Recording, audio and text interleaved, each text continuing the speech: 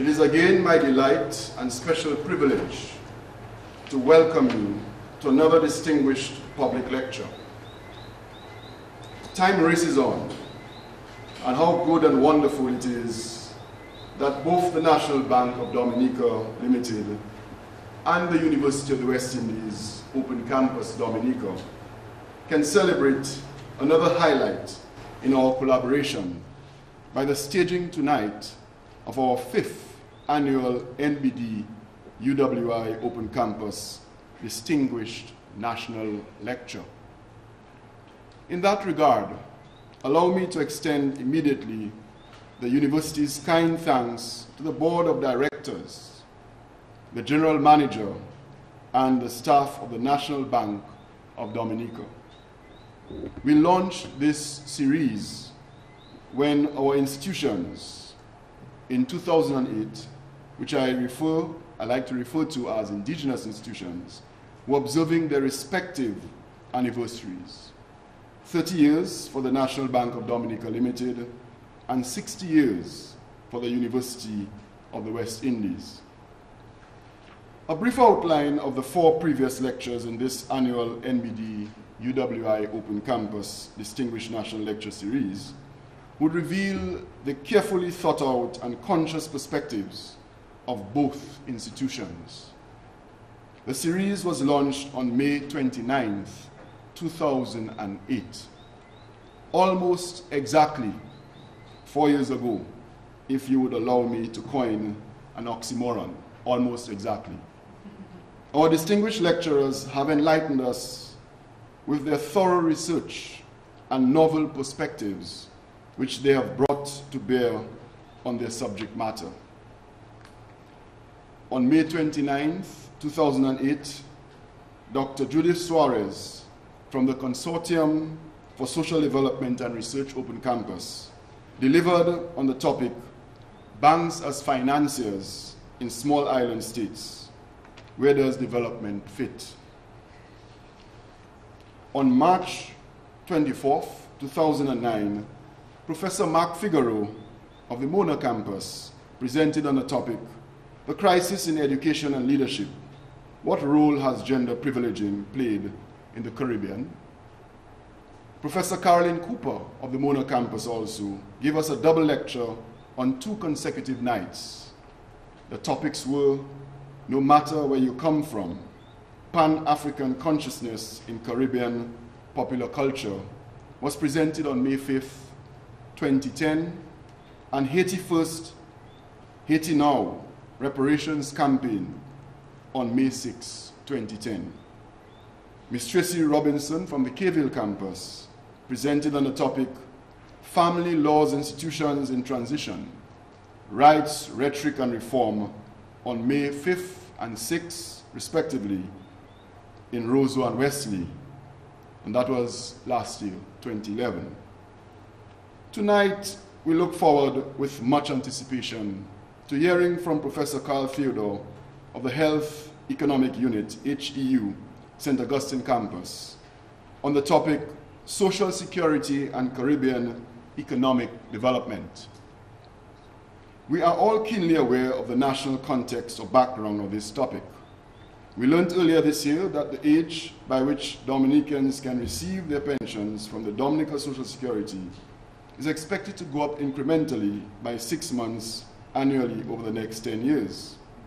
It is opportune to acknowledge the public education initiatives of the Dominica Social Security geared at bringing Dominicans to a clearer understanding of the phenomenon. Ladies and gentlemen, at the Academy, we like to inform people. Indeed, this is our mission. The mission of education and enlightenment has its hazards, and at the University of the West Indies, we are prepared to take the risks en route to fulfilling our purpose, which is unlocking the potential of the region through developing our capacity to make a difference in our countries. These lecture series have also been a relationship with the Fortune Hotel, which has accommodated us and has at times waived the conference fees. We thank the management and staff, especially the event staff, for their efficient services. We do not take for granted or overlook our collaboration with the media either. Although Mr. Felix Wilson will extend thanks to all deserving of thanks, it is important for me to record my personal gratitude to the media houses whose leadership and leaders understand the overall national as opposed to narrow partisan implications of educating our people. So let us forget those who are hostile to education and embrace those who value it. Everything is blessed, as a good friend of mine is fond of saying. Meanwhile, I salute the media for helping us, that is the NBD and the UWI Open Campus, to reach out to our people in that way, through mass education. Finally, we dedicate this event to you, the people of Dominica, who are interested in your own intellectual development, and generally who hunger and thirst for knowledge. I do believe in the abundance of knowledge, only the fool remains ignorant. At the risk of sounding sanctimonious, like the Pharisees, I say, thank God we do not belong to this group, and we do not to lean on our own misunderstanding. We sincerely hope that as more of such fora are mounted, an educational and intellectual receptiveness and culture will be stimulated and reinforced in Dominica, so that our population increasingly becomes one that encourages deep thought, reflection, analysis, and debate. Indeed, perhaps more importantly, we hope to become more tolerant of the opinions of others, even when they do not coincide with ours. Ladies and gentlemen, we're delighted to have you again in our physical and virtual audience. Once again, our heartiest welcome, Mr. Michael Bird, to present a few remarks to you. Let us join me in making him feel welcome.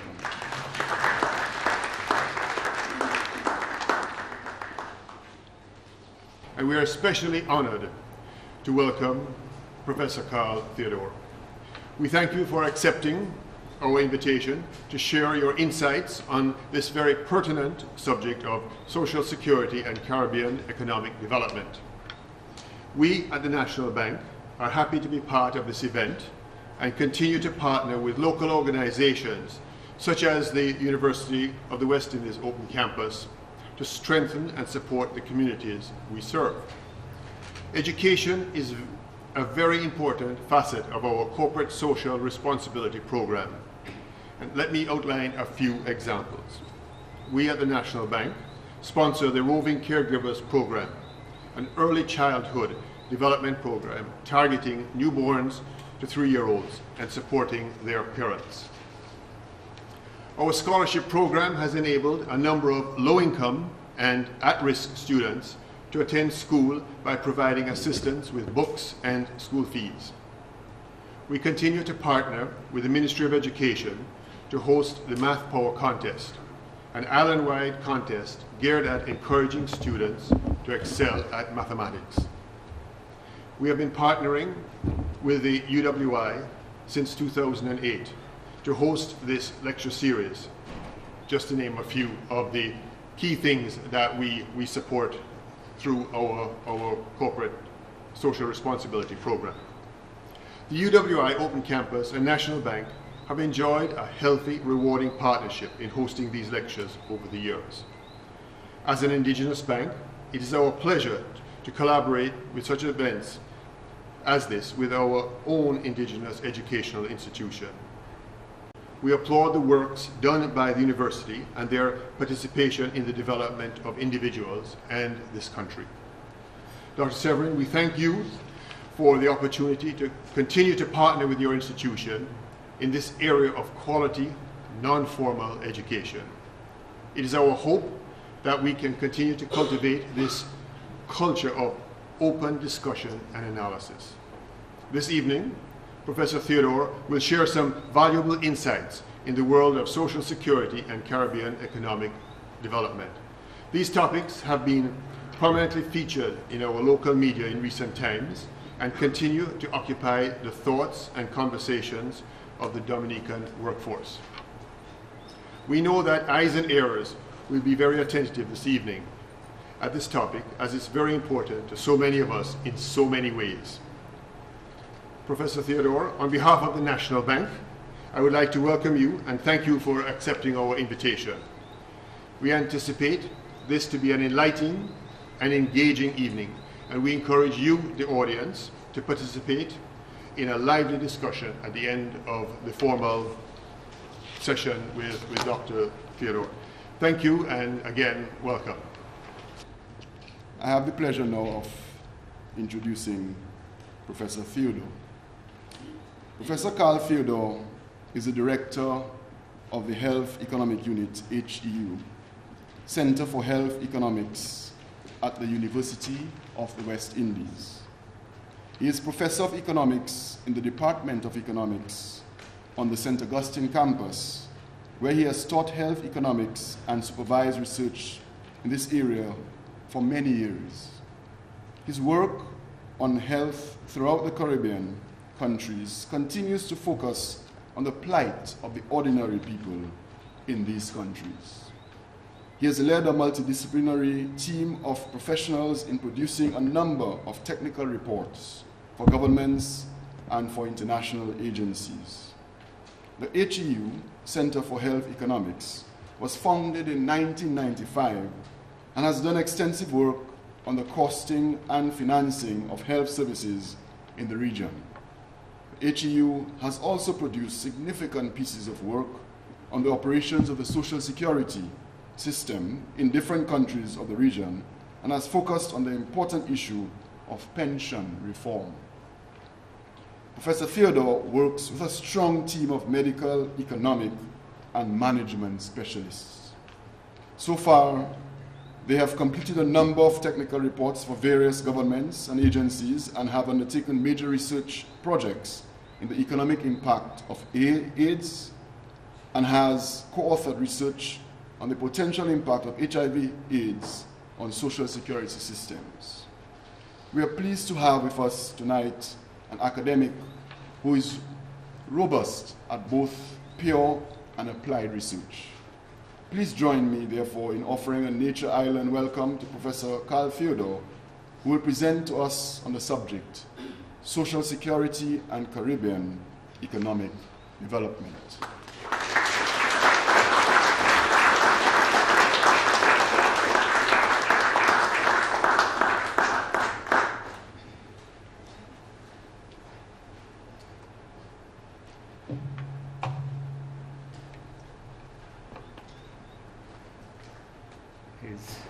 His Excellency President Nicholas Liverpool and Mrs. Liverpool, Dr. Francis Severin, head of the UWI Open Campus here in Dominica, Mr. Michael Bird, General Manager, National Bank, and Mrs. Bird, Mr. Felix Wilson, Program Officer at the UWI Open Campus, and Ms.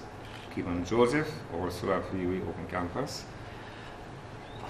staff of the Open Campus who are here present, and staff of the bank and media. Ladies and gentlemen, two things I want to begin with before I get up. First, I want to say thanks to Dr. Severin, both the UWI campus and the bank, for inviting me to do this lecture.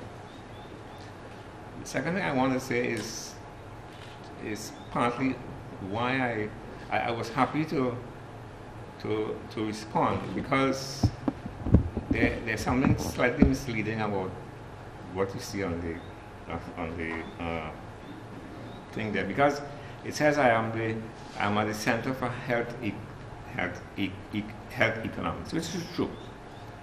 But what it doesn't say is that in fact, I have been a public sector economist my whole life, and I have done, in fact, we have done, as you heard a while, we have done a fair amount of work on Social Security We have done work in the areas of poverty, and we are doing a lot of work now in the area of health. And I'm saying that because I've always seen myself, first and foremost, once I came back to the Caribbean as a young economist, I always saw myself as a development economist. At the London School of Economics I was trained, I did not do development. But from the moment I came back to the Caribbean, it really occurred to me that any serious economist has to focus on what is necessary to get these countries really operating better. That the skills and the knowledge that we acquire should really be applied to doing whatever we could to make. So that whatever branch of the discipline we are in, it seems to me in this region, we have to find a way to let what we are doing respond to the development needs of this region. And that is what, to be frank, I have been trying to do with the time that God has given me here. All right, so having said that, let me start. In fact, this topic, I want to confess, maybe I'm not usually would say that I'm a selfish person, but this topic was chosen partly for selfish ground. Selfish in the sense that, you know, I have been extremely worried in the last few years, extremely worried about what is going on in this region. And the reason is because, to me, it really looks as if what we have been calling development has been brought to a standstill. Let me tell you why. The development that we said that we were going to get on with, we really started in the 50s, I think. In the 60s, we got into it more deeply. But there were three things that concerned us. The first thing was the extent of poverty in the region. The second thing that we were very much aware was the terrible income distribution in the region. The fact that you had so many people in the region that were operating with low incomes, and just a few operating with incomes that were very, very good. And the third thing that worried us was that there was chronic unemployment right through the region. So when we thought about development and seeking to develop this region, those were the things that we were worried about. When Professor Lewis, he put them on the table for us as early as 1948. And in the case of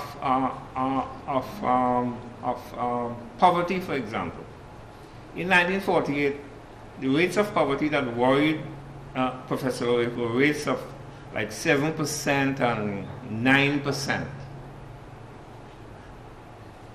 So we set about developing the countries of the region with one of the objectives to deal with this poverty. What is the story today? You have rates of poverty in excess of 20%. In a couple of countries, it is as high as 40%. When you look at the measures of income distribution, they are getting worse. And the levels of unemployment, I was in Grenada yesterday, the level of unemployment in Grenada today is nearly 30%. So that what I'm saying then is that these development objectives that we had, something has happened. We have not been coming closer to really solving the problems that we identified as our development problems.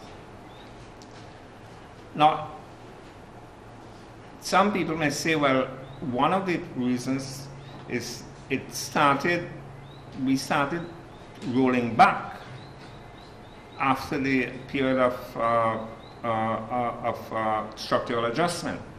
Because what the structural adjustment period did, it sought to arrest the slide that we were in, but it did it in a way which really was not concerned with the development side of what was going on.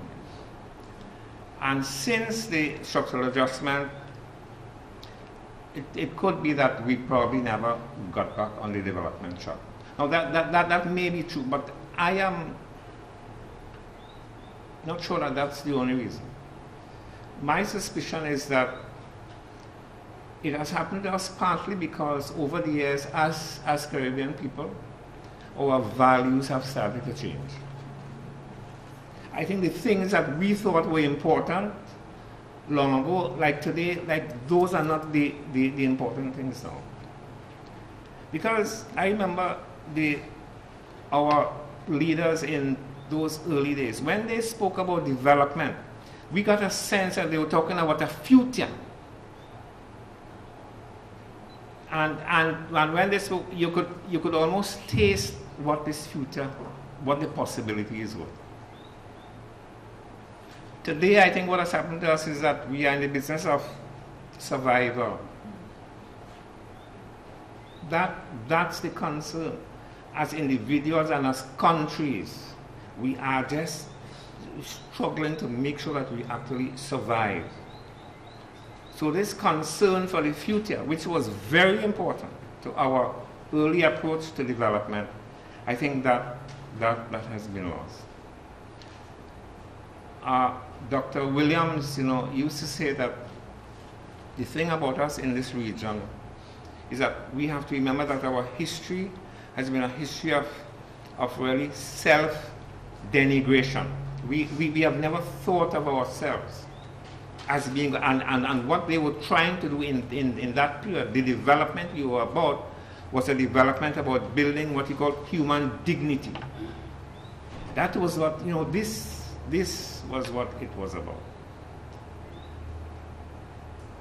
But I don't think when we see what's happening today, I'm not sure that kind of thinking really informs really what we are doing. So it seems to me that we need something different, we need something new. Something has to happen to put us back on the track. And when you think about change, I've always believed that, of course, when you're talking about change, the first person you should think about is yourself and what kind of change you need to make. Okay? And as somebody who has worked with the Social Security institutions for a number of years and who has identified with what Social Security is really about, that's why it occurred to me to just put some thoughts together about how the Social Security institutions might be part of this change that we need to make to put something into the development effort, which is not here now. And that's what I really want to talk about tonight. Now, I have three kinds of interventions that I am suggesting for the Social Security, because we're looking to make a difference. Now, the interventions are in the three areas that define what our concern with development is. Development, I'm saying here, is really about the protection of our standard of living, quite true. It is about the expansion of the opportunities that we would want to have. And it's also about social inclusion, bringing an end to the poverty that we have known about. And the point I want to make tonight, I hope to establish tonight, is that the Social Security institutions of the region have the capacity to contribute to each of these. I'll go to that. Let's start with the standard of living. You see, Social Security institutions are concerned with the standard of living, but their main concern with the standard of living of people when they're not working again. As Dr. Severin said tonight, the Social Security in this country has been looking at the problems it faces, and one of the choices it has made is to make a change in the retirement age. Now, of course, the aging of the population is a potential threat to the Social Security. The data tell us that our over 60s are now at 6 and 7% of our population, but within a few years that percentage will double and will keep going up. What it will mean is that you are going to have the ratio of working people to people who are retired. That ratio is going to fall. So the number of people who are contributing to the Social Security Fund is going to get small relative to those people who are going to be expecting to get something from it. Now, that is a serious concern. Now, I don't want to divert too much, but and that's a concern that everybody is worried about. But I just want to say very quickly, though, I don't think it is as serious a concern as many people are making it out to be, though, for two reasons. Number one, the older people we have now, the people who are over 60 and even over 65, many of them are still very capable of engaging in productive economic activities. Very capable. Right? So it's not as if we expect, as soon as people reach 60 and 65, they're simply expecting to get something from the Social Security. That's not it. They can contribute. Plus, the second thing we know is that the research we have tells us that the critical thing with the Social Security in the long run is going to be the productivity of the people who are working. So although we are going to be in a situation where the ratio of the number of working people to retired people will be falling, if we could ensure that the productivity of that smaller group of people remains high or rising, then the problem is not a serious one. The challenge then is to do what we need to do to ensure that the productivity of those people who are working remains high and continues to rise.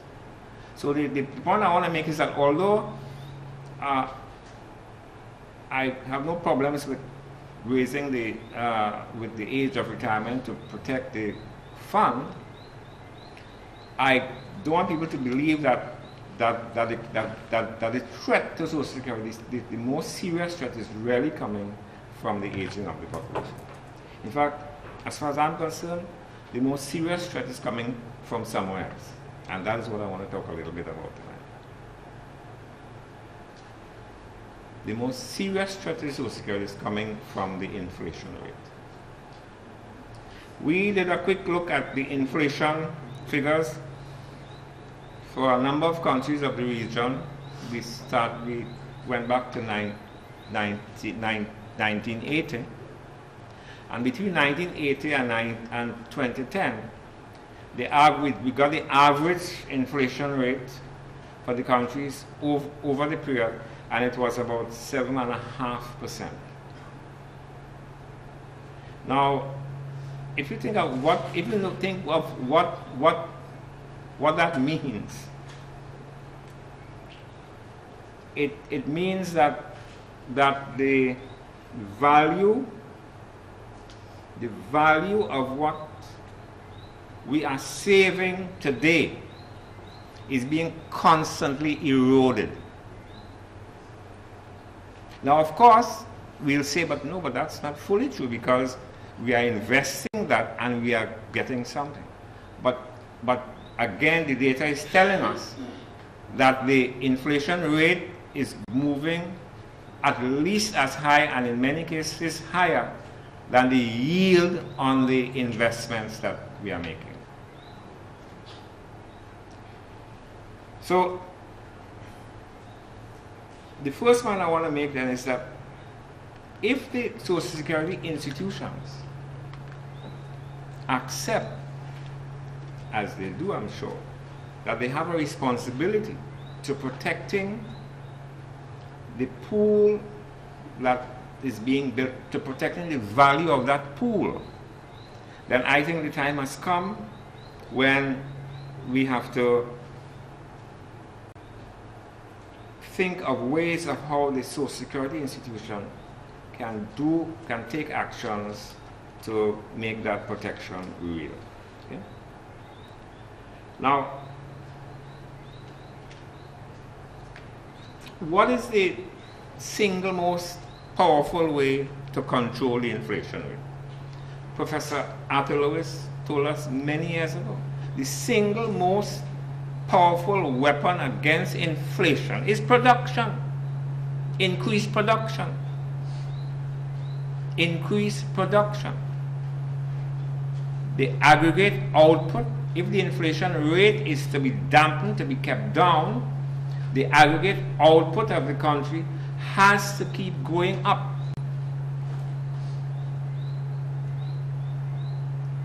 So here you have a situation where the Social Security institutions are building up a savings pool. The inflation is eroding that savings pool. What does the Social Security institution do? The suggestion that I'm making here is a suggestion, it's not a new suggestion. I put it forward about more than a decade ago. But I want to put it back on the table that the Social Security institutions have to think very seriously about diversifying their investments to impact on the aggregate production of our countries. Now, Dr. Valda Henry, one of the former directors of the DSS, I'm happy to say I was reading something that she shares this view that in fact that the time has come, I think, when the Social Security institutions have to diversify their investment. Now, once you start to talk like that in Social Security context, the response I've always gotten was that, but it's, well, it's almost as if that's something, that's madness. How could you ask Social Security to invest in things like agriculture and in manufacturing and in construction? How could you do something like that? That is too risky. That's the response. It is too risky. But I'm saying, if you're building a savings pool which is being eroded by inflation, then admittedly there will be some risk in investing in these things. Of course, the Social Security institutions, they mainly invest in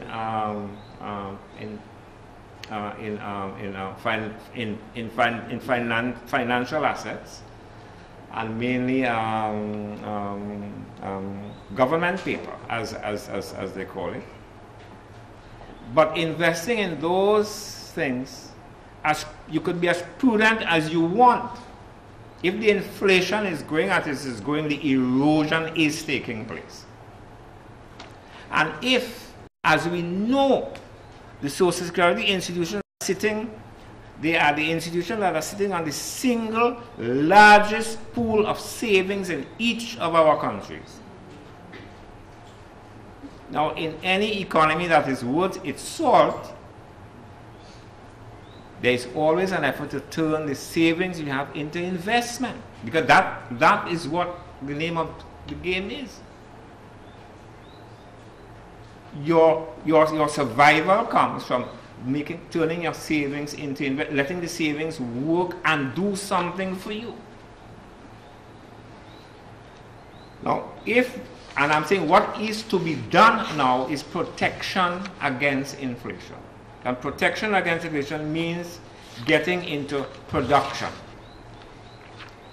The Social Security institutions are being, the suggestion then is that we start thinking about how to do that in a way which is not absolutely risky. Now, the issue then is not that you don't have risk, but as we know today, risk is always there. What you have to do is to really manage the risk. Manage the risk. And one of the basic ways of managing risk is really beginning to share the risk. Share the risk. And the specific suggestion that we're making is that the Social Security institution, and it ties in with again a point that Dr. Valder Henry had made a few years ago, that the time has come for security institutions to partner with other people. Partnership always benefits Social Security. Now, the kind of partnership we have been thinking here is partnership with other institutions that have a vested interest in keeping the inflation rate low. What institutions we are talking about? We're talking about the trade unions who have big pension funds. We're talking about credit unions who have massive savings.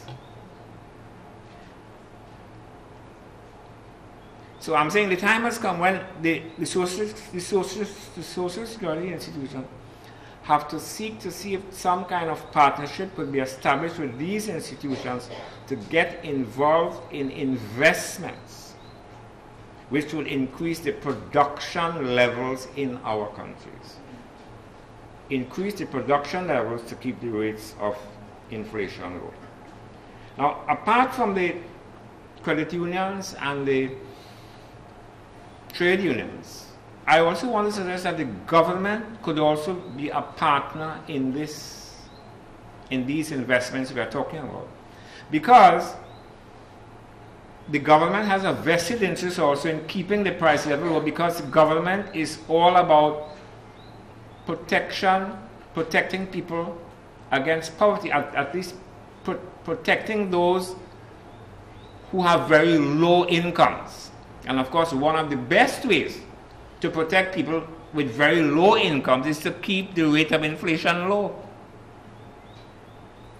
So the government has a vested interest in the thing. The credit unions have a vested interest there. The trade unions have. It's a question of pulling together these different agencies and targeting investments in production. Now, we did a little test on the Trinidad case last year, and we checked, when we looked at the funds that the credit unions and the trade unions and the Social Security had, we said if we took 10% of what was the asset base of each of those three, and the government took 5% of 1 year's revenue, that was enough money to set up what we were suggesting at the time, what we called a national development bank, which would provide funds for investments in agriculture, in manufacturing, in construction. Now, so the recommendation then is to pool the funds of these agencies that have that vested interest. Now, but like every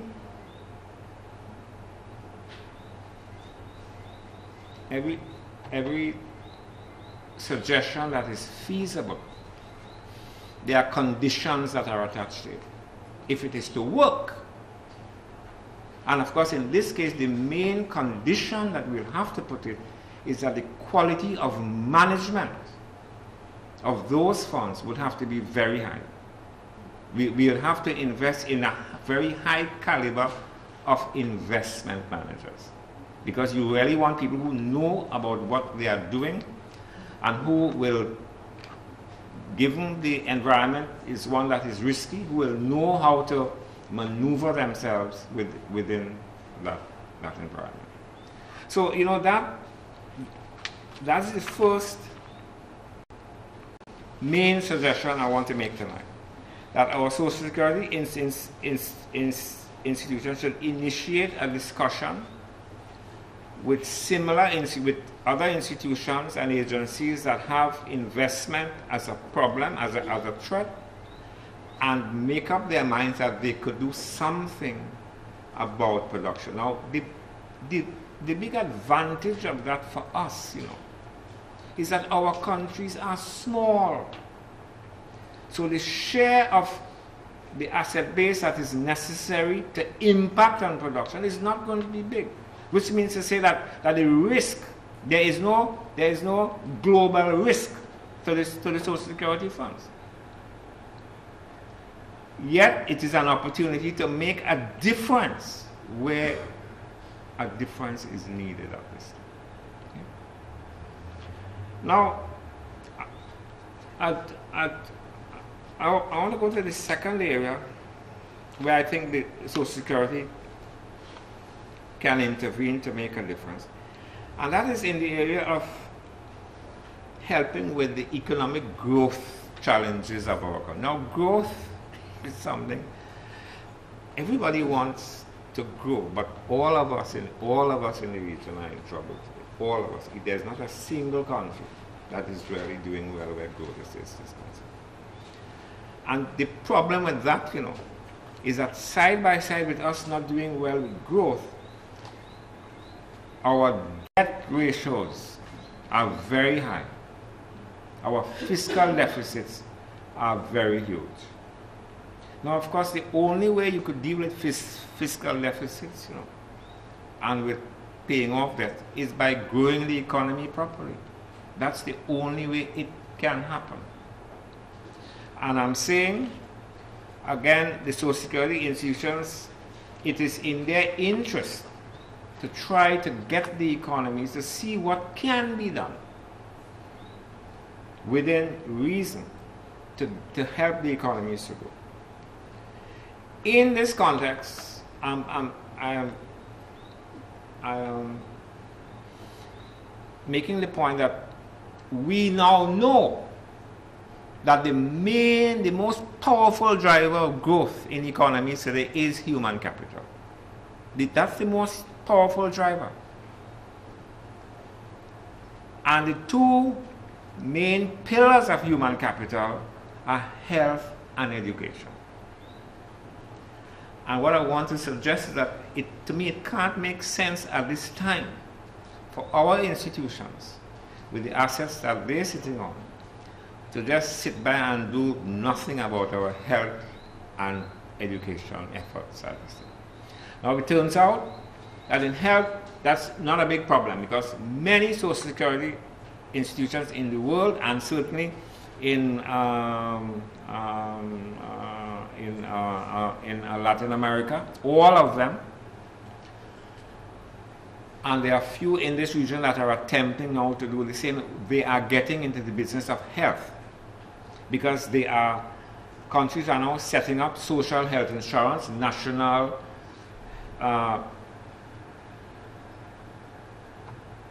health insurance systems, and it is the Social Security institutions that are actually managing them in every case. Now, I'm saying that is something our Social Security institution needs to start thinking about as well, because what you do when you set up a social health insurance system is that you set up a system that makes it possible for every citizen to get access to proper health care. And so for the Social Security institutions to really support that would be a way of ensuring that the human capital of our countries is really developed. It's protected and it is developed. Okay? So it is, I'm saying a number of countries in the region are now looking at it, and their social security institutions are connected with the effort to get into the financing of it. When it comes to Dominica, I really hope that the Dominica social security system is going to go along with it, because to me it makes a lot of sense. The second aspect of the human capital is the education. Again, the evidence we have. You know, there is one thing that stands out dramatically, and that we know that the countries that invest in early childhood education are the countries that are building up the most human capital. Countries that invest in early childhood education. Now, there are a few countries of the region, I don't know if Dominica has started, but a few of the countries in the region have started. But they are all struggling because of these high debt ratios I'm telling you about, because of the huge fiscal deficits. They are struggling to get these early childhood centers off the ground. I'm thinking, again, it is maybe the time has come when the social security institution could intervene and look at situations where they could begin to support some of these institutions. Now, and that is not charity, you know. That's not charity. Because what the social security institutions will be doing will be building up their future labor force at a high human capital level, with a high degree of skills, which means that as contributors to the social security, they will be able to contribute much more. So it is in the interest of the social security institution to try to ensure that these early childhood centers get some support. So I think that is another area I think they need to look at. The third area I think I wanted us to look at was the area of poverty. As I said, when Lewis put poverty on the table for us in 1948, the rates were very low, and now the rates are much, much higher. And now, the question is why? Why are the rates of poverty higher now, although we have been fighting so hard to get poverty down? It's either that we don't really understand yet what is causing the poverty. That could be the case, that we don't understand what's causing it. And therefore what we have in place, we don't have the right things, we're not doing the right things. Or it could be that something is missing from the toolkit that we are using. Something is missing. Now, I don't think that we don't understand. I think there is a vast amount of work, there is a lot of work on poverty, and I think we have a pretty good idea of where the poverty is coming, what is causing it.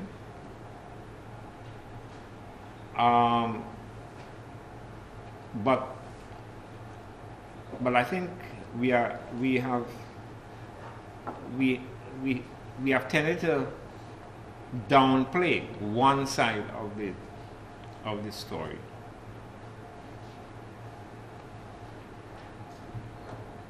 Because I think the mistake I think we have made with poverty is to believe that we can deal with the poverty on the technical level. That we can look at the so-called structural factors that are causing the poverty and deal with these structural factors. But you see, to me, that can't be totally correct, because for the simple reason that development and all the development problems that we face have something to do with our values, what we believe.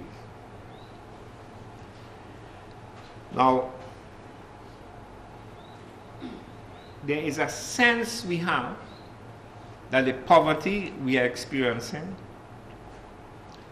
is a reflection, is a manifestation of what some people will call economic injustice, in the sense that the way things are organized in a society is really not fair to some people. And it is out of that sense of injustice, it's out of that manifestation of injustice we keep getting this poverty. That's why, you know, it was interesting to see, if we go to the next slide, it was interesting to see a piece of work that Professor Compton Bourne, who was recently, you know, he was head of the CDB until recently. He went through some work, and he was showing us that, in fact, what the evidence was showing was that the countries that were reducing inequality in incomes were also simultaneously reducing poverty rates. In other words, as you introduce more equity into the society, poverty is reduced. And that's what I mean about values. Because once we accept that the problem we are experiencing is partly a reflection of something that is unfair, it turns out once we deal with the unfairness, the problem is going away. So, as I have there, I think I have there, equity seems to be the antidote for poverty. In other words, you want to get rid of poverty, deal with unfairness in your society. Find ways of dealing with it. Huh? Now, the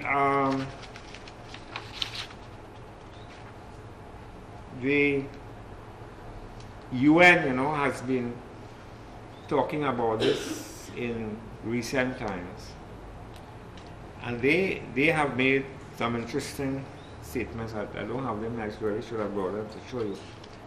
But one of the statements they made was that, as how they put it, equity must be put on the front burner. Equity must be put on the front burner. I think what they are saying is that, because if you think about it, when you adopt policies that are equitable, you end up making transfers to people who are at the lower end of the income. You will always end up doing that. And the evidence we have tells us, you know, that those are the people who tend to spend in a way which benefits the economy well. People at the lower end of the income stream are the ones who spend in a way that benefit the system. So that it turns out that when we deal with the poverty, it also, when we deal with equity, it also helps the way the economy itself works. Okay? So that from now, how does the Social Security come into this equity story then? But remember what I'm saying, my case is that equity will deal with poverty. Well, how does Social Security come in? Well, what produces equity in a society? What produces equity? Equity is produced by what we call solidarity. Once we decide to pull together to ensure that everybody benefits. That is, so equity is going to be the result. But the pulling together, that is the solidarity. Well, of course, that's the solidarity is what social security, that is what social security is about. So what I'm saying, when you look at the region today, if you go to the next slide, the kind of problems that we're facing today. Two big epidemics in the region, the HIV/AIDS epidemics and the chronic non-communicable disease. Two big epidemics, and they are almost, they are threatening our economies, threatening our societies. We also know, we are also being told that climate change is starting to affect us, and a number of countries in the region, coastal erosion is on the cards. It has started. I was at a conference recently where there are measurements in a number of countries where coastal erosion has started in a significant way, and it will pick up pace. We also know that we're in a region where natural disasters, we are vulnerable. Now, when you think of these kind of problems, there is no response that can be individualistic. There's no response that could be a kind of devil take the hindmost kind of response. It has to be a pulling together. In other words, we are at a period in our history when if we don't opt for solidarity in our public policy, in our social policy, we are going to be in serious trouble. We can own... But I'm saying how to get this solidarity into the public policy. It has to be, that is where it is the social security that has to become more vocal now and has to start to try to get into these things.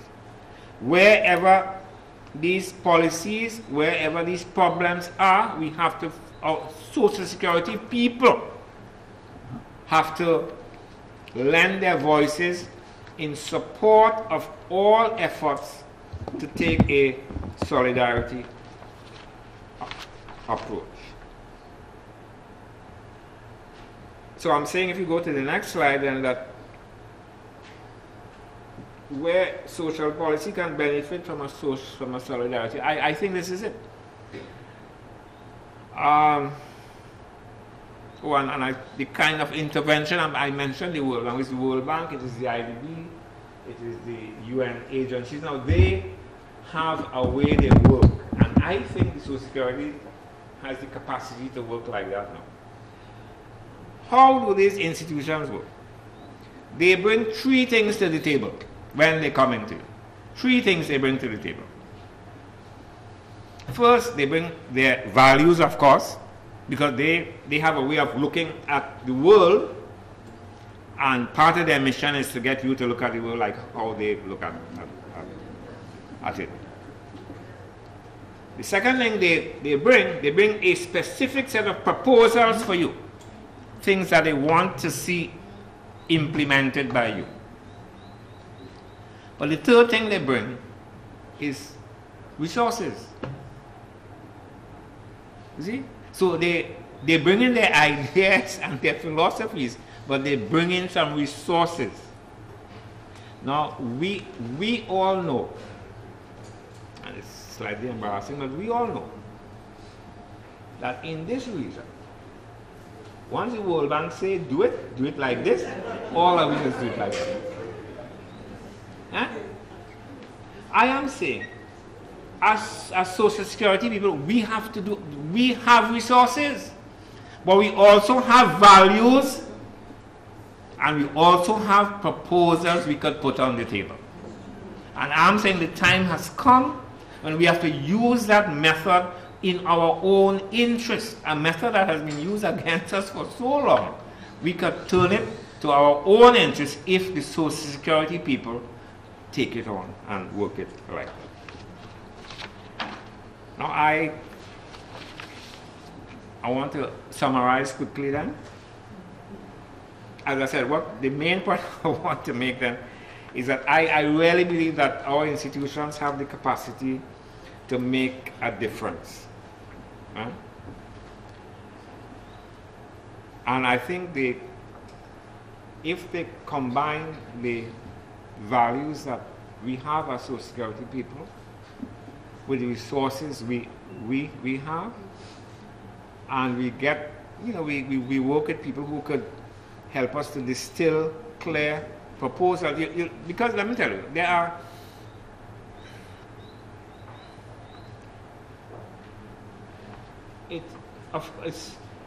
the resources are always needed to make changes, that is quite true. But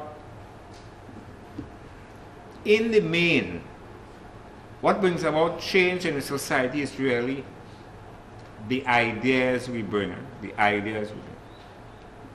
ideas come on 3 levels. First, they start as logical. They are logical ideas. They are rational things that make sense to us. It might be something. It just makes sense. So it's something logical. But as we think about it and think more deeply and discuss it, we can get some proposals, some things that might be feasible out of it. So the ideas, they start as a logical thing, then they start to look feasible. And once we understand what are the conditions that make them feasible, and we work with those, we can then turn those ideas into something that are practical. So starting at a logical level, it could end up as something that is practical. And I'm saying that the time has come when the social security institutions have to think and ask, does it make sense to operate in the way that we are, or is the suggestion that we're putting on the table here tonight, does that make more sense? If that makes more sense, then we have to start thinking about ways to, what then are our options? What might be done? We have to put together our small teams, our technical teams, to work out what our possibilities are. And finally, after we look at our possibilities and at the conditions that are there to make the things work or not work, then we decide, okay, what are the steps we can take to use these ideas to make things happen. Ladies and gentlemen, I really think that we are at a turning point now. And if our social security institutions don't step up now, given the relatively powerful position they hold in our systems, if they don't step up to help us now, we are in serious trouble. As we say in Trinidad, crapo smoke our pipe. Right? So I want to end here. Thank you.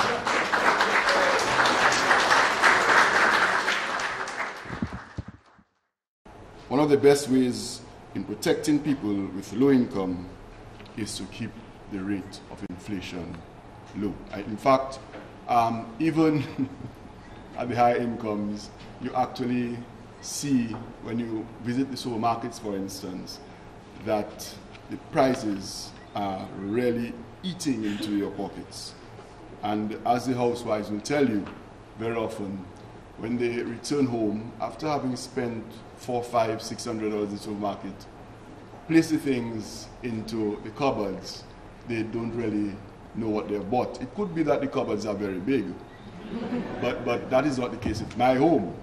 So the cupboards are very small, and yet the things just seem to become so unobtrusive, they disappear into the cupboards. So let alone those operating at the lower levels of income. The main elements of human capital are the health status and skill level of the population, education. And I thought the point of the night for me is the whole question of solidarity. Equity is the antidote for poverty. And if we do not, well, Professor Rex Settleford used to say that very often, but it came from former President of the United States of America. If we do not hang together, we'll most certainly be hanged separately. And this is what happens in individualism. So solidarity, the pulling together, is where it's going to be at for us if we are to survive. And Professor Theodore made it very clear that we are at the threshold, we are at the turning point, we are at the frontiers now, and we have to decide what is it we want for ourselves. And the time for making a decision is very short. Of course, I really embraced the aspect of early childhood education. And I see my friend loved it as well, my former student.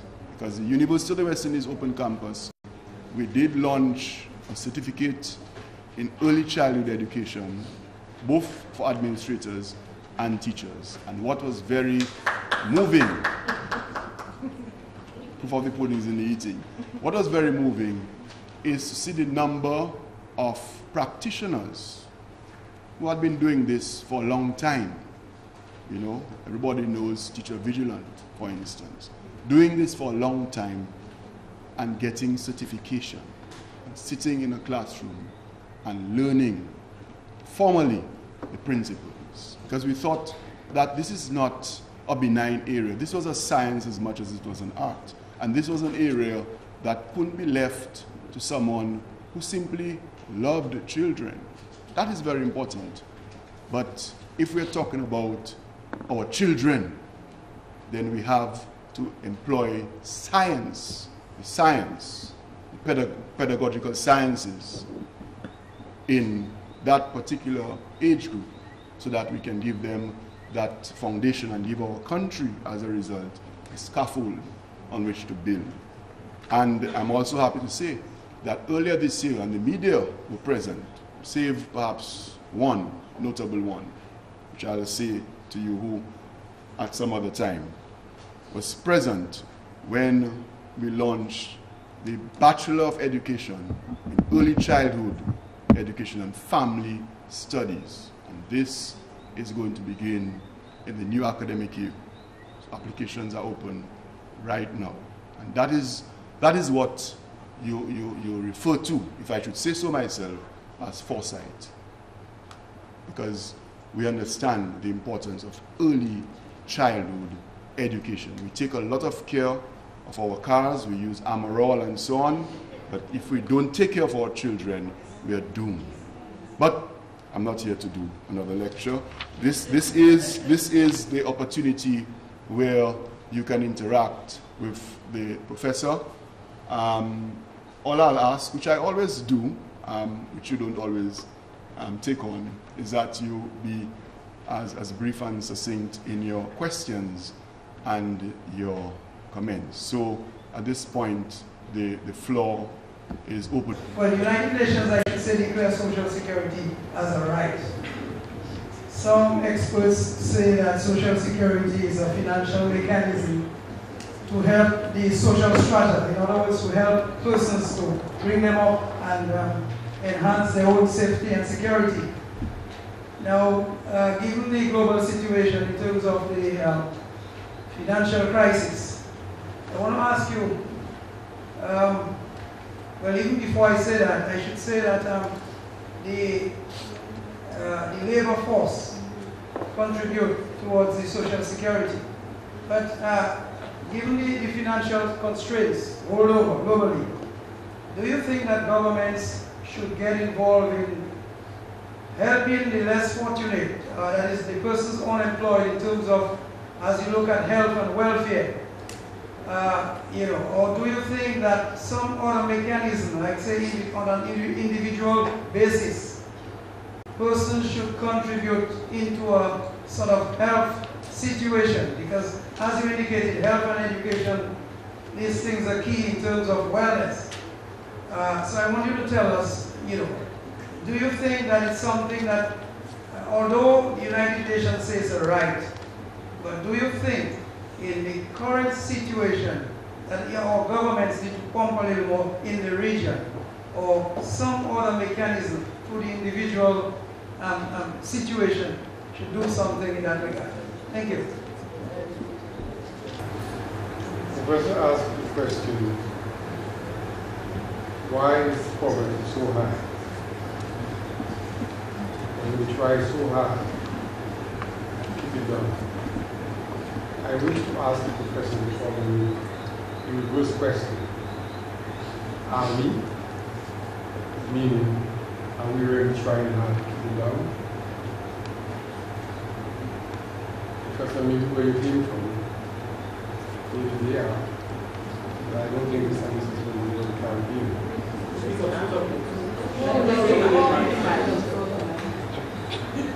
I said, maybe where the professor came from, this may be so, but it doesn't answer for the world of Caribbean. Are we really trying hard to keep it down?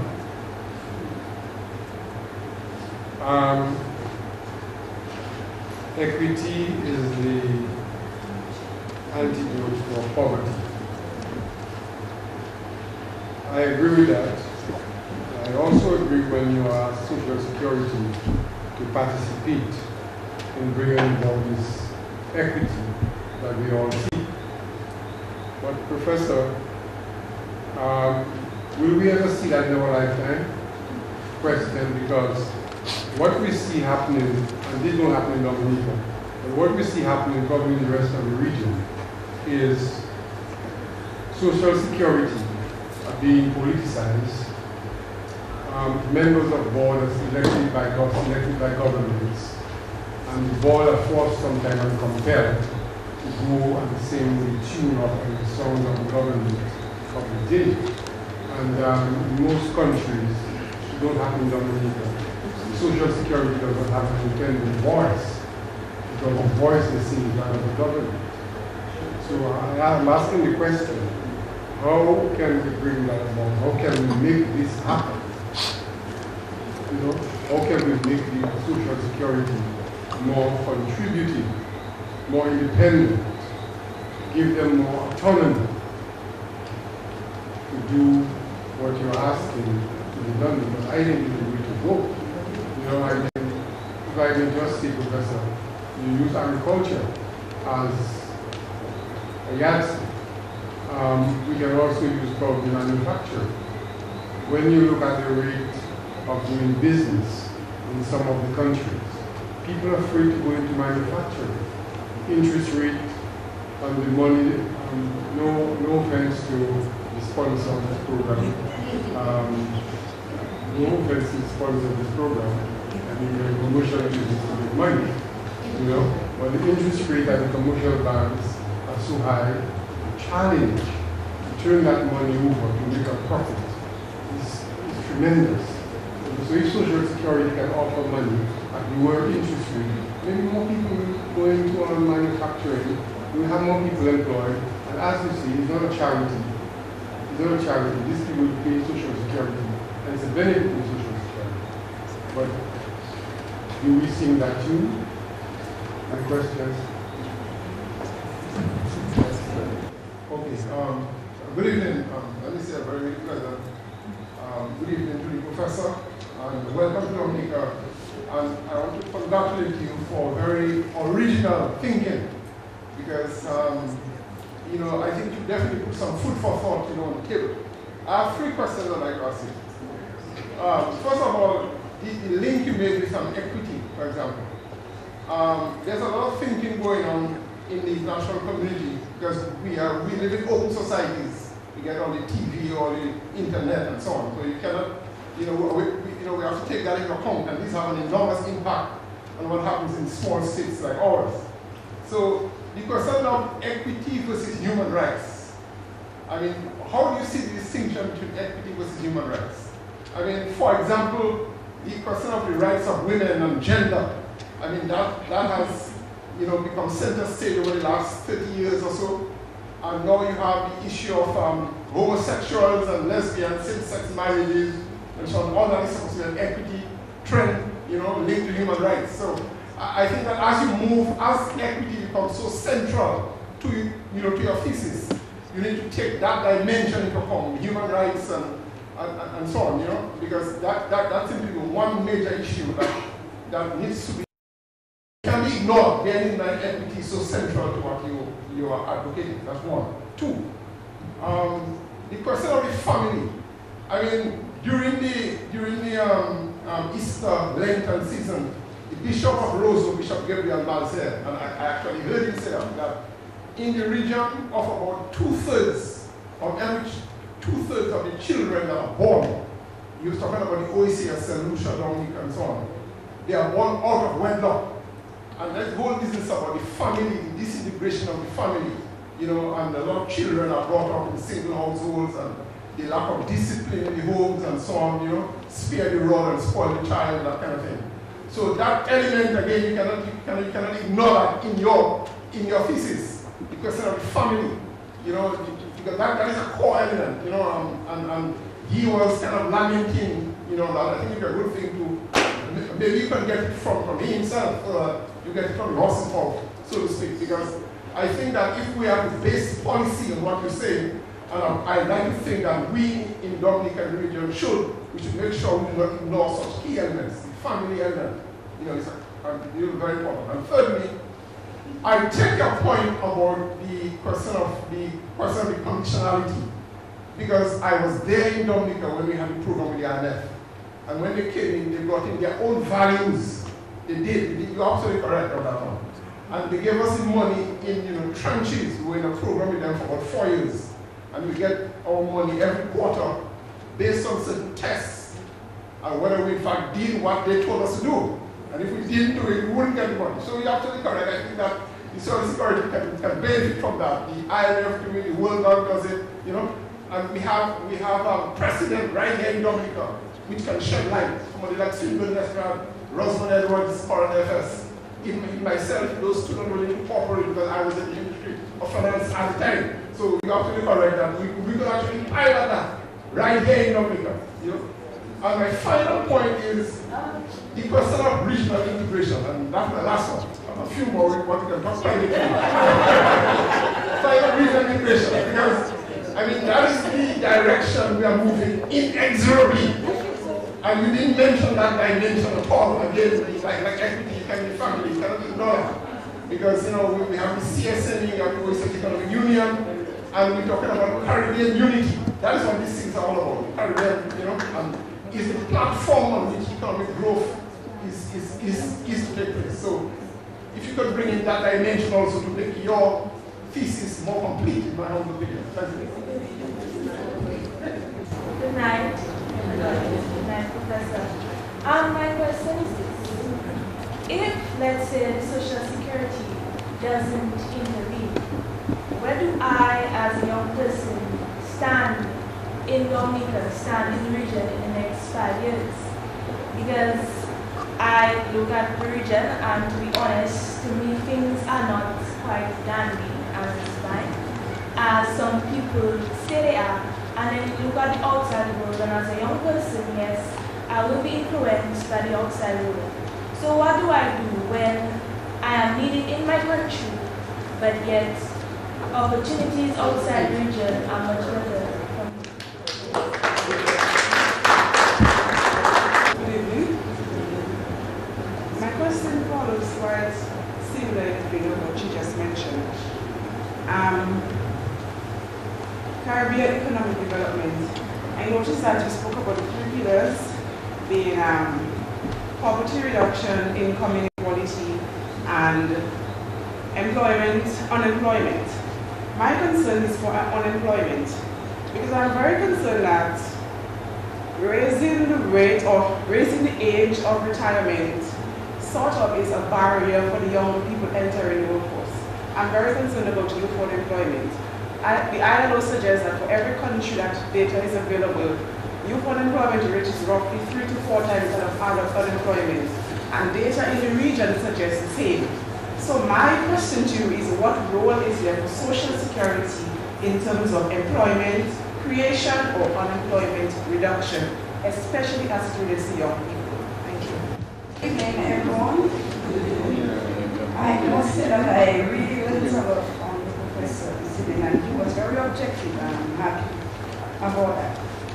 And to everyone here, sometimes we really have to bring out what we have to do at the right time. I would really like to know what other ways that Social Security can diversify in at least providing public or assistance to the public, other than giving. I understood that they give loans. I'm not sure about that at higher levels. But what about we who are contributing and those who died or passed away before reaching the retirement age? And what is done with their contribution? Where did it go or where does it go to? Can they look at diversifying by at least consider education, as the professor says, the main human pillar capital is health and education. I would really like to see Social Security come out boldly and invest a little more into health and education by at least providing scholarships at certain levels of education from secondary or university levels to people to show that we can also benefit at one level without waiting for the retirement age. For the questions, some of them had, when in school they had heavily hard questions.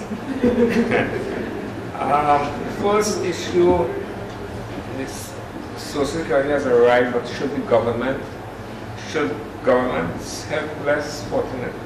My impression is that the governments are doing that. No, I mean, in fact, if you look at the data for the region, I think the social programs that the governments have, they're all in the range of between like 7 and 12% of their GDP, which is fairly significant. The issue, though, in the Caribbean is not how much the government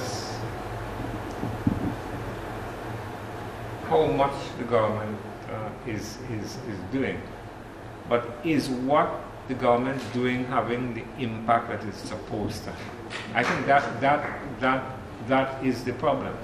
That in fact, we have a situation in the region where if you look at the data again, the levels of expenditure on these programs keep going up and up and up, but you don't get a sense that they are either dealing with more people or they are doing more things for those people. The programs have leaks. In some cases, people talk about corruption. Some people talk about fraud.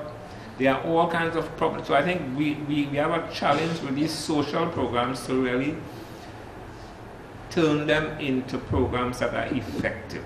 Okay, so and I think once that happens, given the level of expenditure, we are going to see much more as far as benefiting poor people are concerned. Why is poverty high?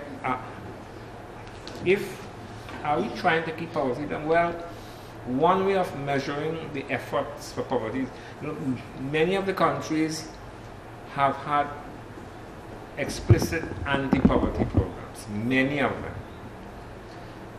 Jamaica for one, Guyana another one. And in those two countries alone, we did a check recently. The expenditure on these programs ran into hundreds of millions of dollars. Now that is a major investment.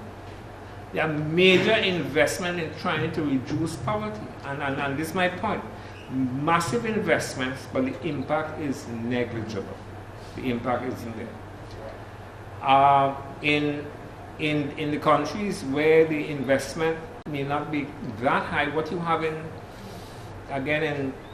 different countries, and Trinidad, for example, last week I was at a conference and they revealed us that Trinidad has 120 anti-poverty programs. 120 programs.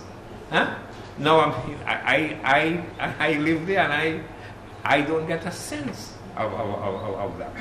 Again, it comes back to what is being done with the resources. So I think where we may not be trying hard enough is to ensure that the resources we are applying to these programs are doing what they are supposed to be doing.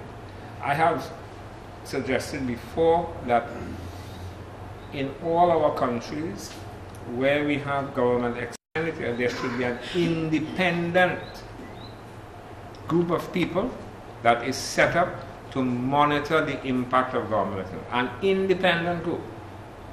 And well, you want to make them independent really is by having on the team people from different political groups,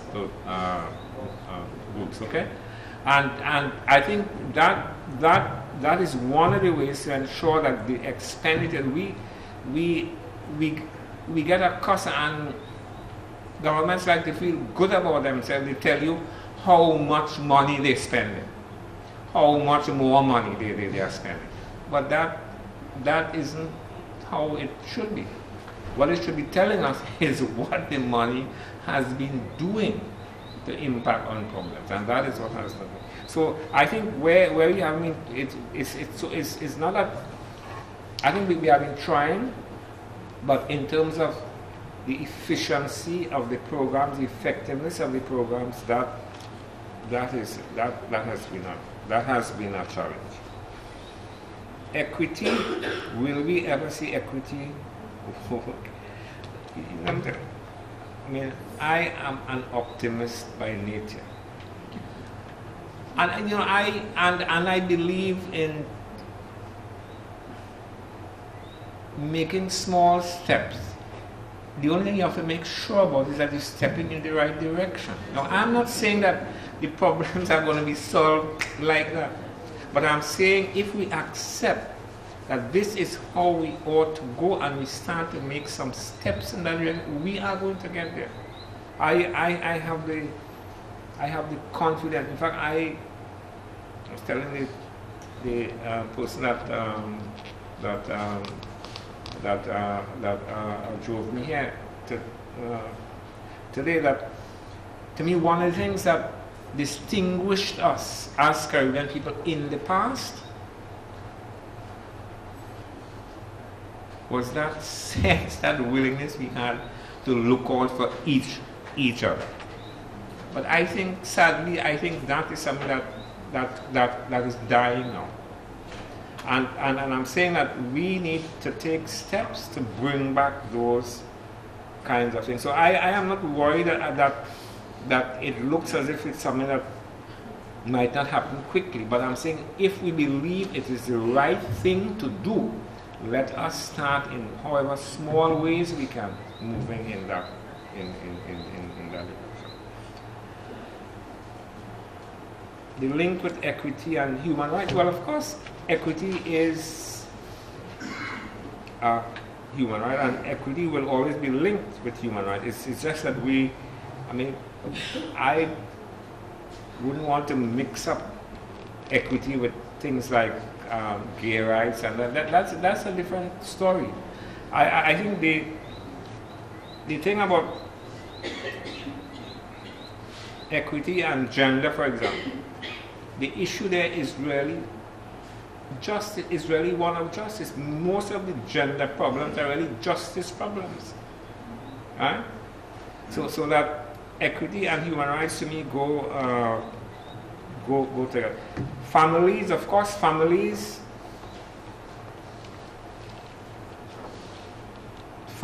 need now a kind of support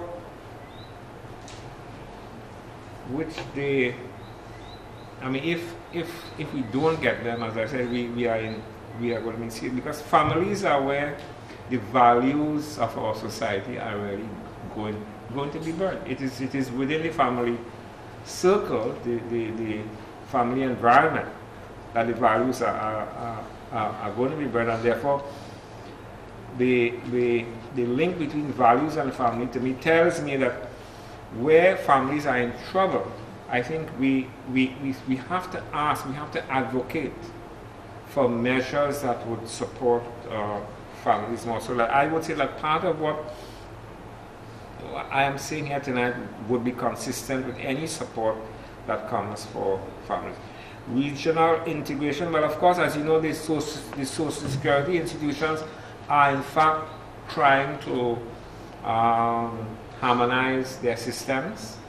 they are trying to come to a situation where wherever you work in this region, when you retire, you are going to get your proper social security. That is being worked on right now. And just as how I am suggesting that the social security institution could link with the credit unions and the trade unions and the government to help to build an investment pool, that could be looked at on a regional basis. If the social security institutions across the region could pull together, then we have a Caribbean Development Bank.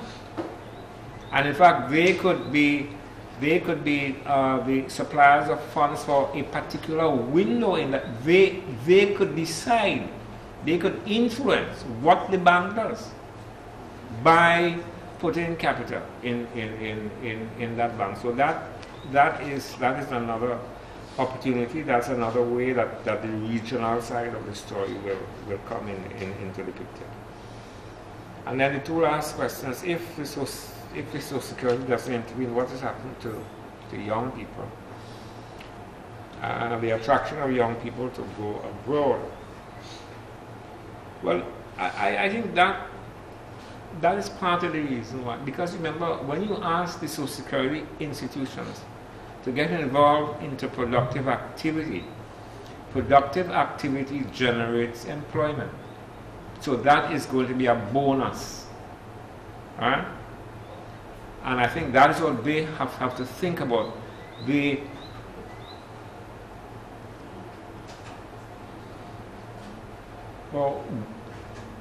One of the dangers we face is exactly the danger that the young lady mentioned. That in fact, more and more of our young people will decide to just leave this place and go somewhere else. If you see that happens to us, we have to make this place a place where the young people see a future. And this is why I really hope that the social security institutions see that their role now, they can't sit by and be sort of passive anymore.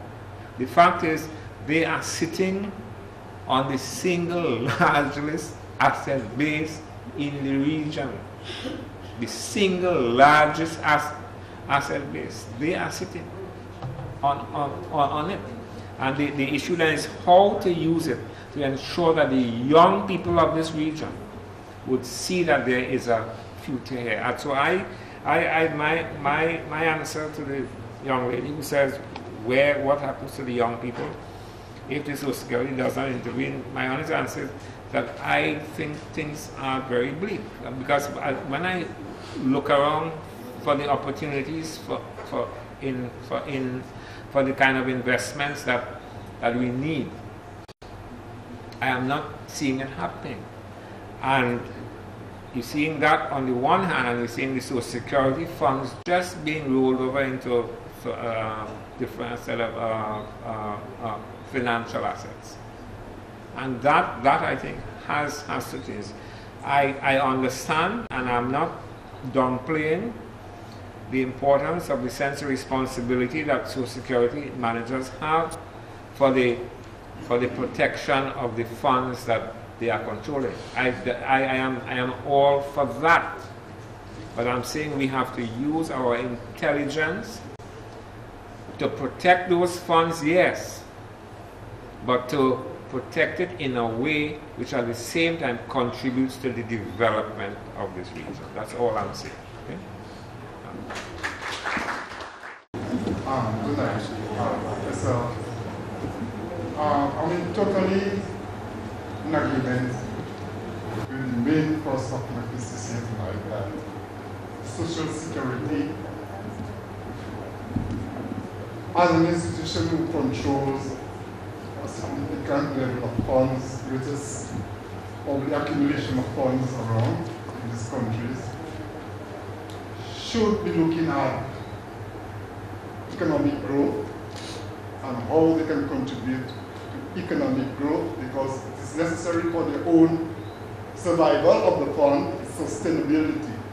Because if If in Dominica, for instance, they have increased the retirement age and they have increased the level of contributions from workers, it is because things are getting tight financially, level of revenues, what's coming in and what they need to distribute to the beneficiaries.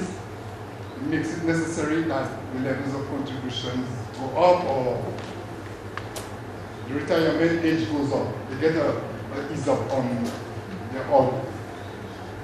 the spending. However, I believe it's going to be difficult to convince them that they need to make risky, what they, Social Security, would consider risky investments. Not too long ago, in January or February, they had what do you call it, a town hall meeting, right? They put in the dining room here at the Fortune Hotel.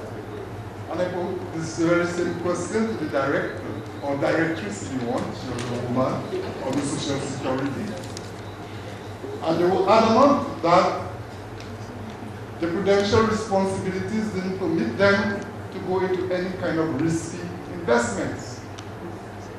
And we know that what the risky investments we're talking about here are the very same productive investments, probably in agriculture, in manufacturing.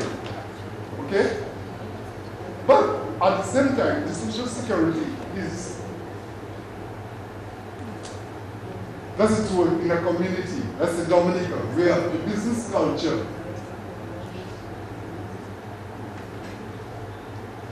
tends to shy away from risky investments. A lot of people in Dominica with funds to invest would seek to invest them in real estate. Okay? That's the safest investment. You know, the land prices or land values always go up. So that's the safe investment. So that's the business culture in Dominica. So a lot of people with money don't make risky investments. I don't see how the Social Security would. So convincing them, I believe, but it's necessary because of the role of the money they have and what can be done with that money. And I believe beyond, you said that they can partner with other institutions. I think that's right. That's along the lines of my own thinking. Credit unions and banks. To produce one, a venture capital fund. You talk about the bank, the Caribbean Bank, but I prefer the concept of the venture capital fund because why? A lot of startups in Dominica or in the Caribbean cannot depend on loans, bank loans, for all their capital. They need people to invest, take a share participation in the enterprise. But it mustn't be any type of enterprise. It must be enterprises in key domains or in key sectors. Okay? Enterprises with a certain amount of scale and possibility. What they call picking champions and supporting such a champion. Okay? I believe that's the way they need to go. Okay? Or would they go there? I don't know. Alright? You're asking the Social Security to be a think tank like World Bank. I don't believe they have the reason. The thinking is not there. I don't believe they can. Because we have a problem in Dominica. Because we need a development debate in Dominica, which is not taking place. And I don't know who is going to initiate that development debate. Now and then you hear little consultations here and there put forward by the government. But I don't know really who's going to initiate that development debate. Because we need a think tank to bring together some development consensus. Because a lot of things you believe that would be all agreed upon by now, we are not agreed upon it. In Dominica, you know, we are ecotouristic countries, as they say, and they say that is our possibility. Yeah, and we're talking about consensus. I think we have a wrong consensus because I believe they have made tourism everybody's business. So I believe we have the wrong type of consensus in Dominica that we can't do very much else but our natural resources But it's not about natural resources, it's about, as you said, and I agree with you, human resources. We're living in an age of when we talk about knowledge economies, and all we can think about is about our natural resources, rivers and mountains that tourists come to see. When we talk, we must try to develop our human resources and know that what men, what they say, there's a thing they say, what man has done, men can do, or what men have done, man can do, I don't know how to do. But we know that, summarize now so that true. We have to develop the idea in the Caribbean that we can do what other nations have done. Okay? Science and technology, for instance. We're not pushing science and technology around here. You would imagine that when we're talking about tourism is our only what do you call it? Survival. Dominica used to have a boat building industry. We used to build schooners in Dominica, and people would never realize that Dominica used to have a boat building industry. And that's technology.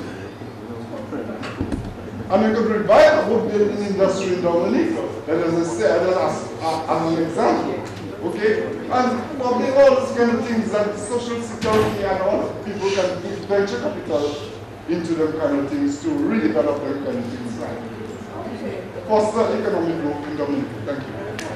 As an early child educator for the past 38 years, Dr. Theodore, I must commend you when I heard you said tonight that early childhood education is the way to go. And I don't know, it has been my dream. And I hope one day in the future that dream can really become a reality. I must commend to the Open Campus and Dominica, the Open Campus, and I have graduated from the campus last year, 11, sorry. And I must commend them because they were the ones who really realized that early child education is an investment, and they invested in us. And I would just like to encourage people that are here to invest in early child education, because whatever you invest now, that is what you will get in the next 25 years. Thank you. I think that's great. Comment Dr. Theodore for his statement about the necessity for solidarity and one of the ways to get the Caribbean moving. And I think the statement he made about the lack of development in the Caribbean has to do with something I was telling my good friend Valis James, you might know there, that the problem in the Caribbean is mostly caused by economists and politicians. In the sense that particularly after independence, we set off on the business of economic growth and development on the assumption that if the man's belly was full, he would be happy and contented. And he paid no attention at all to building a society, the assumption that the society was okay. With the result that we fail to realize that it's a good society that builds a good economy. And the society we live in has actually deteriorated. One of the deterioration, obviously, the rising and shocking crime rate, which puts the Caribbean as the most violent place in the world, which is not at all a good thing to be speaking about. And the other point I wanted to make there was, to ask the professor there, was the question about prices being kept stable by engaging in investing in productive activity. How you could explain a little bit how that keeps prices stable, investing in production activity in a country like Dominica where the vast amount of consumption comes from abroad, from import. Could you just explain a little bit how the production, the increasing production will keep prices stable?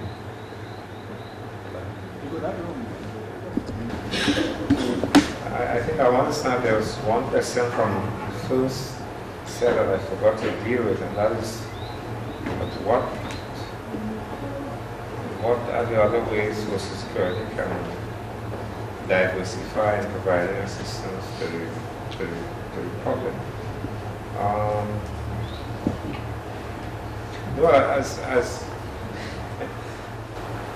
If the Social Security gets involved in supporting the health system and the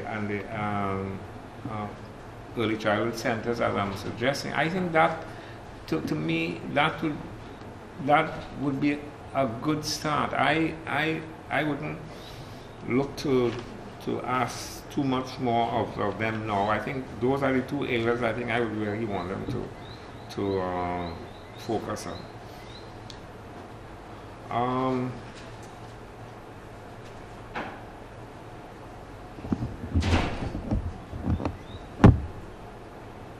The fact that the recommendation for Social Security to get into risky investment was met with some resistance. That, as I said, that has been my experience. But I'm thinking that we have to keep putting it in front of them, and I think they have to hear the voices of the membership of their contributors as well. The prudential responsibilities they talk about are responsibilities that are laid down in the law, okay? And all what we're calling for, we have done it in the past, we're calling those laws have to change. You see, it's easy for them to say, well, we can't do it because the law doesn't allow us to do it. But what we are saying that we have reached a stage where in our development where those laws have to be changed. They have to be given the freedom to invest in areas different from the ones that they have to look at. But I think, so it's in that sense it is political in the sense that we as citizens and we as contributors to Social Security have to keep getting our representatives, people who are representing us, to ask for these laws to change. The Social Security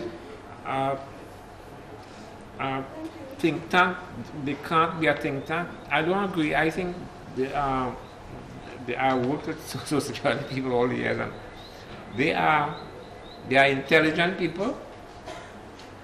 I think you just have to give them the proper incentive to start thinking along these ways. And in this case, I think there's a role for our regional university here to kind of stoke it up a little bit. I think we have to get a little bit more involved with the Social Security people and start that discussion going. And I would believe that, as I said, it wouldn't happen again in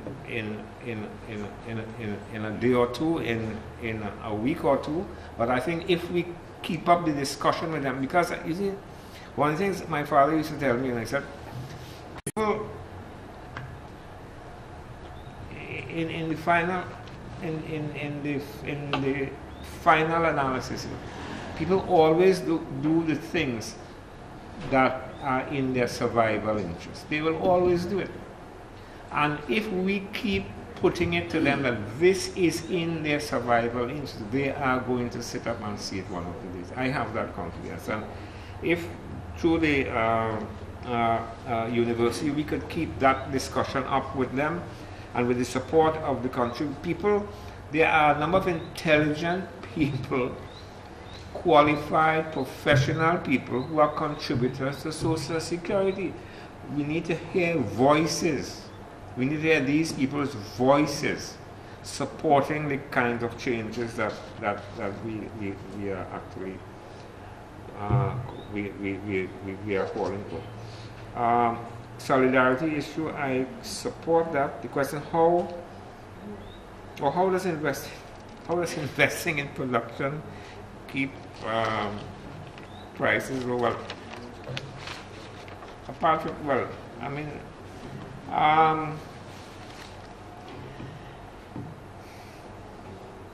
basically, it starts with the fact that the price that emerges is some kind of it's a result of the relationship between what we call demand and supply.